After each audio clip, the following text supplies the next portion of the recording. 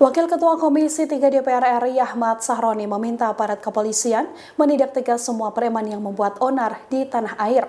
Ia juga meminta agar kepolisian menindak sampai ke bos atau petinggi preman tersebut. Hal ini disampaikan Ahmad Sahroni sebagai bentuk apresiasi atas kinerja Polda Metro Jaya dalam memberantas premanisme selama 11 hari operasi Berantas Jaya 2025 di wilayah Jabodetabek. Aparat menangkap 2.406 orang terkait aksi premanisme. Sekretaris fraksi Partai Nasdem ini juga meminta kepolisian meringkus pimpinan preman tersebut agar premanisme tidak bangkit lagi. Ia menilai preman selalu beraksi berkelompok dan bergerak atas instruksi orang di Download Tribun X sekarang, menghadirkan lokal menjadi Indonesia.